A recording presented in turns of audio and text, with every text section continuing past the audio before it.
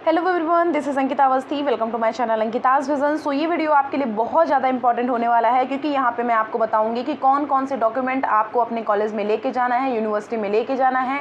मतलब कि अगर आपका मेरिट लिस्ट में नाम आ गया है, उसके बाद अगर एडमिशन के लिए आप जा रहे हो तो कौन कौन से डॉक्यूमेंट आपके साथ कैरी होने चाहिए।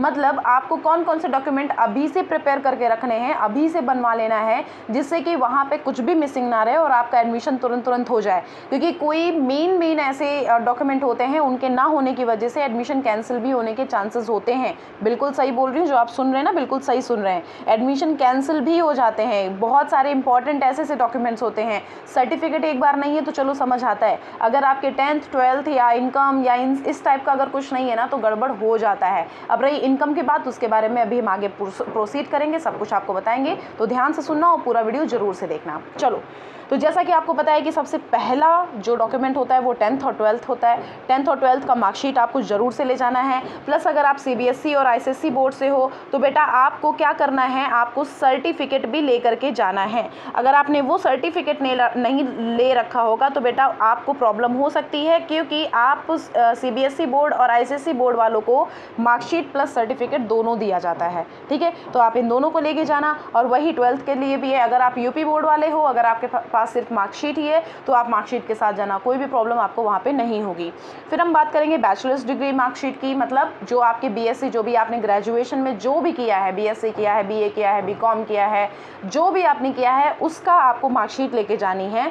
बट अगर आप ये बोल रहे हो कि मैम मेरे पास कोई भी मार्कशीट है ही नहीं, मतलब हमारे पास सिर्फ फर्स्ट सेकंड ईयर की है, थर्ड ईयर की नहीं है, हम अपीयरिंग में है, तो कोई बात नहीं है। अगर आप अपीयरिंग में हो तो उसके लिए आपको वहाँ पे टाइम मिल जाता है। अगर आपका रिजल्ट अभी नहीं आया है, मार्कशीट अगर आपकी नहीं आई है, तो जो आपकी नेट वाली आई है, जो गूगल वाला आता है, गूगल से आप सर्च करके अपना रिजल्ट निकालते हो, तो वो आप फोटोकॉपी के तौर पे लेके जाओगे। प्लस जो आपकी सेमेस्टर में आगे सेमेस्टर वाइज है तो सेमेस्टर के आपको मार्कशीट लेके जानी है। और अगर आप ईयरली हो तो ईयरली का मार्कशीट लेकर के जानी है। जो भी आपका जब तक का अवेलेबल है वो लेकर के जाना है। और अगर अपीयरिंग कर रहे हो तो बेटा लास्ट ईयर का ही ये लोग आपको छोड़ेंगे बस, कि हाँ लास्ट ईयर का अगर नहीं है तो ठीक है, कोई बात नहीं है, उसके लिए ही आपको एक कंसेशन देंगे। वरना अगर आप सोच रहे हो कि सेकेंड और फर्स्ट का दे देंगे तो वो नहीं हो पाएगा।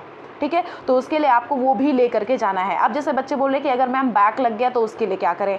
अगर बैक लग गया है ना, तो जो अभी आपके पास अवेलेबल है वो उस टाइम पे ले करके जाना है। ठीक है, और अगर मार्कशीट लास्ट उसकी नहीं आई है, लास्ट ईयर की नहीं आई या लास्ट सेमेस्टर की नहीं आई है, तो कोई प्रॉब्लम नहीं है। आप उस टाइम पे ये कर सकते हो कि उनको बोल दो कि मेरे पास नेट वाला है, तो आप जो नेट वाला कॉपी है उसकी फ़ोटोकॉपी निकलवा के साथ में लिए जाना। ठीक है, ये हो गया मार्कशीट।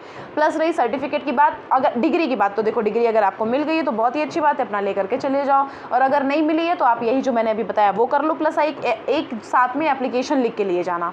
ठीक है, एप्लीकेशन भी दे देना कि सर ऐसे ऐसी बात है और हम कुछ टाइम में आपको ला करके दे देंगे। ओके, ये चीज़ हो गई। अगर सर्टिफिकेट मांग रहा हो, सर्टिफिकेट तो ऐसे मांगेगा नहीं। सर्टिफिकेट मांग रहा हो, अगर जिसके आपके पास है सर्टिफिकेट तो सर्टिफिकेट प्रोवाइड कर देना। वैसे सर्टिफिकेट नहीं मिलता है, मार्कशीट मिलती है। ठीक है, डिग्री सर्टिफिकेट मिलता है। ठीक है, चलो अब हम बात करेंगे पास सर्टिफिकेट फॉर PG कैंडिडेट। मतलब अगर आप PG के लिए जा रहे हो तो आपके पास सर्टिफिकेट होना चाहिए, मतलब कि डिग्री सर्टिफिकेट। ठीक है, मतलब अगर आप अदर कोई सर्टिफिकेट सोच रहे हो तो नहीं, डिग्री ही सर्टिफिकेट होता है, वही सर्टिफिकेट आपको लेके जाना होता है। और अगर इनकेस नहीं है आपके पास, तो अगर आप अपीयरिंग में हो तो आप बोल दो कि अभी रिजल्ट नहीं आया है उस चीज़ का, और अगर रिजल्ट आ गया है तो मार्कशीट नहीं है, तो आपका अगर रिजल्ट है तो नेट वाला दे दो, रिजल्ट नहीं है तो वहाँ पर वो शो करा दो, जितना आपके पास अवेलेबल है उतना वहाँ उनको अवेलेबल करा दो। ठीक है, फिर जो CUET का स्कोर कार्ड है, जो CUET से आप जिस भी यूनिवर्सिटी पे जा रहे हो, CUET के स्कोर कार्ड से आपको CUET का स्कोर कार्ड साथ में लेते जाना है, वो लेके ज़रूर से जाना है अगर आप CUET के थ्रू जा रहे हो। प्लस जो CUET का एडमिट कार्ड था जिसके थ्रू आपने एग्ज़ाम दिया था, वो भी ज़रूर से ले करके जाना।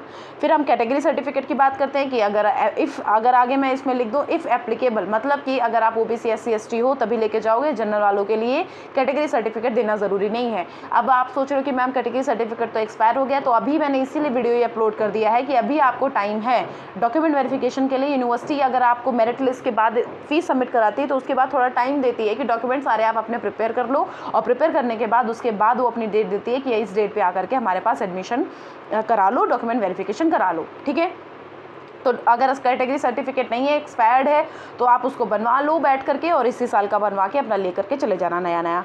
हम फोटोग्राफ की बात करेंगे, फ़ोटो जरूर से लेके जाना है, प्लस आप फेविकोल लेके जरूर जाना, भैया फेविकोल के लिए बहुत प्रॉब्लम होता है। और सिग्नेचर अपने करके खुद से लेके चले जाना। ऑलमोस्ट जो भी फोटोकॉपी रहेंगी, फोटोकॉपी को आपको सेल्फ अटेस्ट करके लेके जाना होगा, और अगर सेल्फ अटेस्ट नहीं है तो आप करके ले जाना, वहाँ पे कर लेना, वरना अगर घर पे ही करके करना है तो कर लेना। सिर्फ फोटोकॉपी पे सेल्फ अटेस्ट होता है, किसी भी रियल पे नहीं करना है, ठीक है। फिर हम इनकम सर्टिफिकेट की बात करेंगे। सबसे ज़्यादा लोग यहाँ पे फंसते हैं।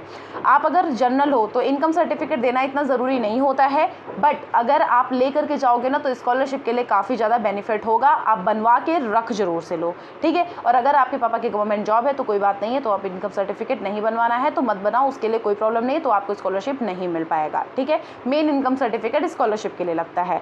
फिर हम बात करेंगे माइग्रेशन की। माइग्रेशन सर्टिफिकेट अगर आपके पास बन गया है तो ठीक है, आप लेके चले जाना। इन केस नहीं बना है तो आप उसके लिए भी एप्लीकेशन लिख के लगा देना कि माइग्रेशन सर्टिफिकेट अभी नहीं बना हुआ है, तो माइग्रेशन सर्टिफिकेट जब वो वहाँ से प्रोवाइड करा देंगे हम आपको ला करके दे देंगे, तो वहाँ पे आप उसकी एप्लीकेशन भी लगा सकते हो। तो जहाँ पे मैंने बोला एप्लीकेशन लगा सकते हो, तो उनके लिए ही सिर्फ आप एप्लीकेशन लगा सकते हो। लेकिन अगर आप ये सोच रहे हो कि आप नॉर्मली आप बस कुछ भी नहीं दे रहे हो, आप उसके लिए एप्लीकेशन भी नहीं लगा रहे हो, तो बेटा आगे आने वाले टाइम पे आपको एग्जाम देने में प्रॉब्लम हो सकती है। तो इसलिए आप सारे डॉक्यूमेंट्स वहाँ ले करके जाना। ये जो मैंने यहाँ पे बताया ये बहुत ही मैंडेटरी है।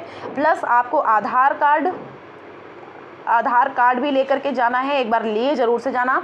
आधार कार्ड प्लस आप बैंक डिटेल भी अपने लिए, मतलब bank detail in the sense आपको बैंक पासबुक की भी फोटोकॉपी लेके जानी है।